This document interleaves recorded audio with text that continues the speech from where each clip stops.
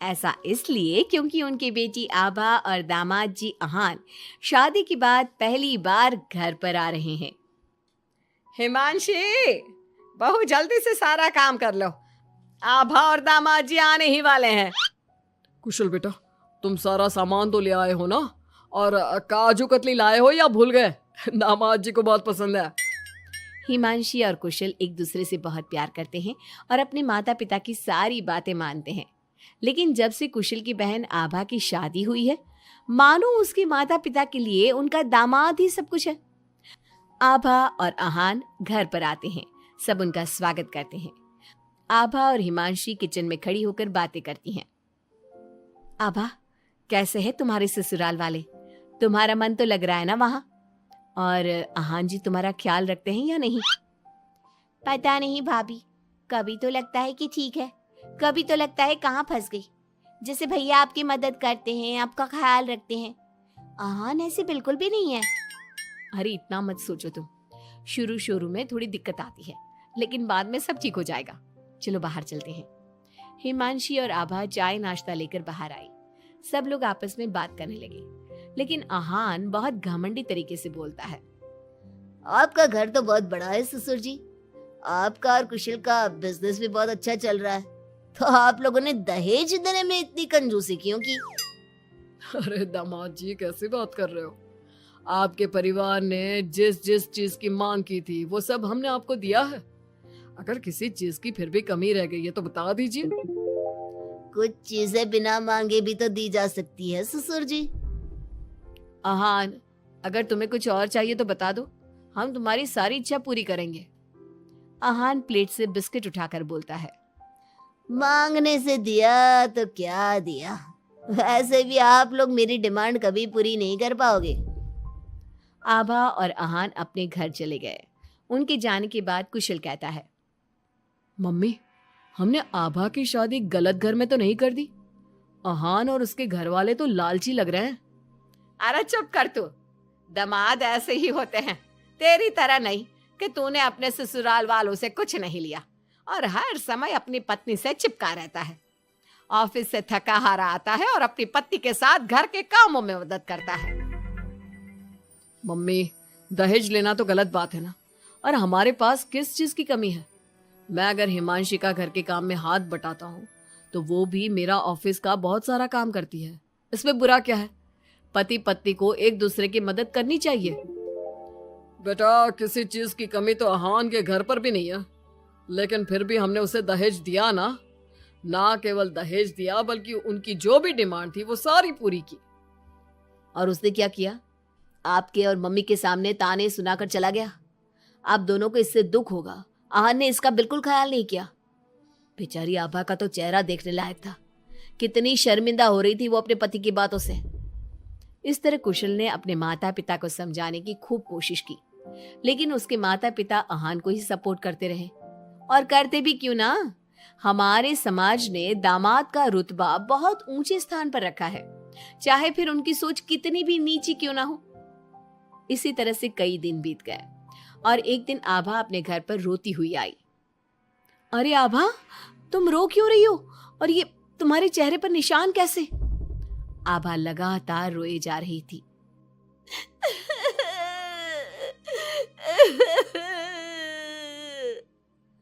अरे बता मेरी बच्ची, क्या हुआ है तुझे? मत रो इस तरह, मेरा तो दिल बैठा जा रहा है। क्या हुआ है बेटा? हिमांशी और दुर्गा के बार बार पूछने पर आभा ने बताया। मम्मी, मुझे आहान ने बहुत मारा है। क्या? दामाद जी ने तुझ पर हाथ उठाया? लेकिन क्यों?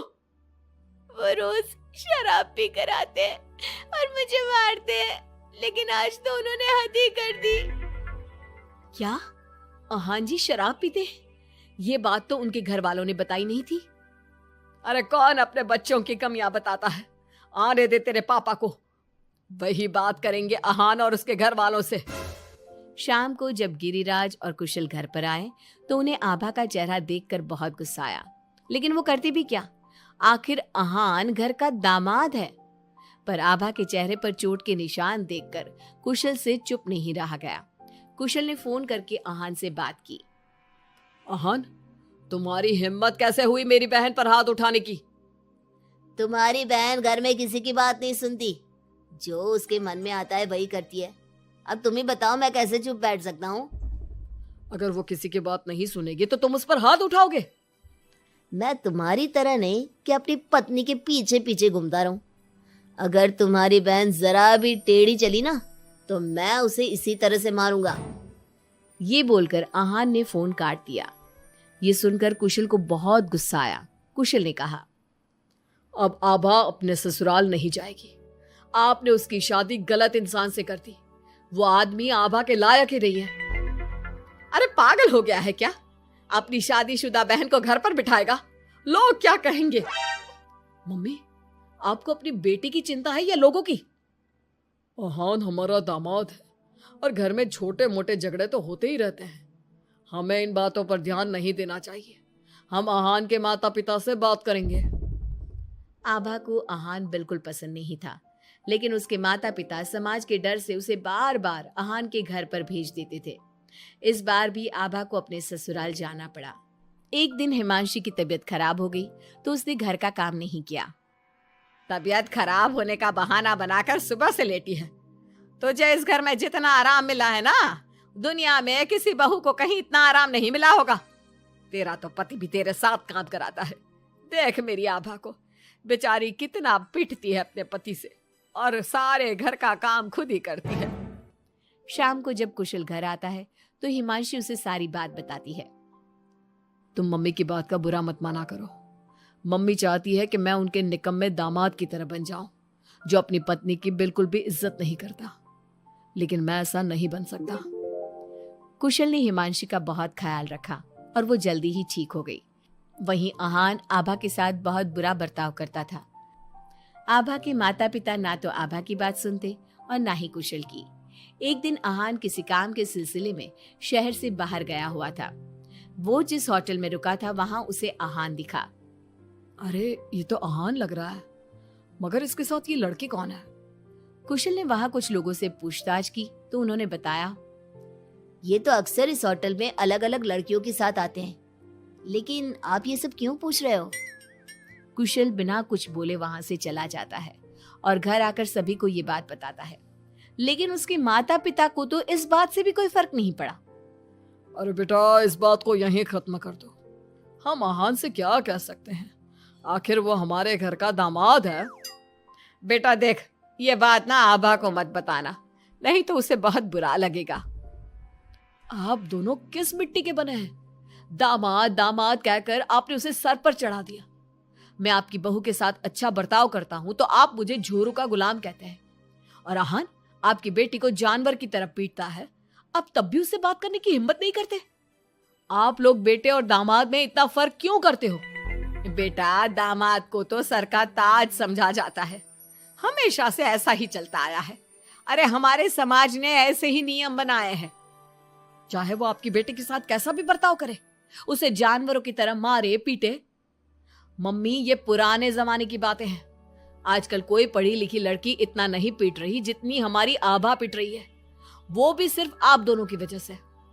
मैं आज ही उसके ससुराल जाकर उसे सारी बात बता दूंगा और आखिरी फैसला उसका होगा। कुशल और हिमांशी आभा के पास जाकर उसे आहान की सारी सच्चाई बता देते हैं। आभा अपने भाई के साथ आ जाती है। घर आकर वो अपने पति को तलाक के पेपर भेजती है।